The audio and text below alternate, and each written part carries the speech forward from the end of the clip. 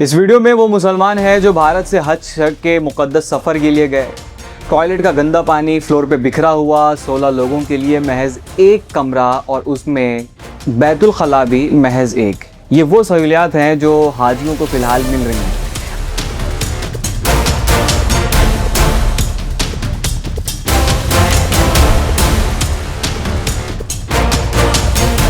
आपको बता दें कि कुछ ही दिन पहले हज कमेटी द्वारा हज जाने वालों के लिए हवाई किरायों में 10,000 की बढ़ोतरी की गई थी। रिपोर्ट्स के मुताबिक ईरान जंग शुरू होने के बाद से दुनिया भर में ATF की कीमत 2 गुना से ज़्यादा बढ़ चुकी है और क्योंकि हवाई सफ़र में फ्यूल का खर्चा 30 से 40% तक होता है, इसलिए एयरलाइंस पर इसका सीधा असर पड़ा। इसकी वजह से हज कमेटी ने एक सर्कुलर जारी करते हुए कहा है कि हर हज यात्री को एक्स्ट्रा 10,000 रुपये देने होंगे और ये रकम 15 मई तक जमा करनी होगी। MIM के लीडर असदुद्दीन ओवैसी ने सरकार पर सीधा हमला करते हुए कहा है कि ये फैसला हाजियों के साथ ज्यादती है। उन्होंने सवाल उठाया कि जब पहले ही इतने पैसे लिए जा चुके हैं तो अचानक ये एक्स्ट्रा बोझ क्यों डाला जा रहा है।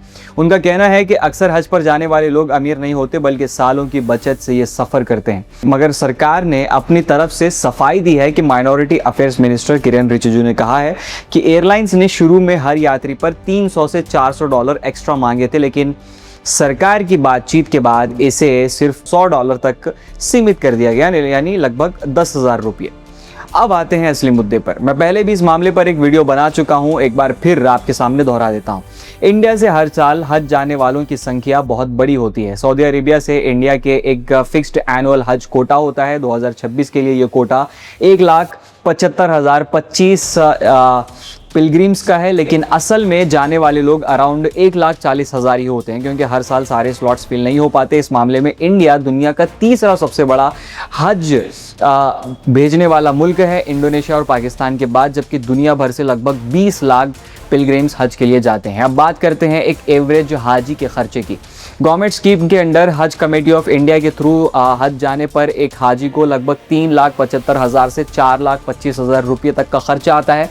ये अमाउंट इंस्टॉलमेंट्स में ली जाती है, पहला एडवांस सिलेक्शन के बाद, फिर दूसरा इंस्टॉलमेंट कुछ महीने बाद और तीसरा फिलहाल फाइनल इंस्टॉलमेंट मार्च अप्रैल में जब एयरफेयर फाइनलाइज हो जाते हैं।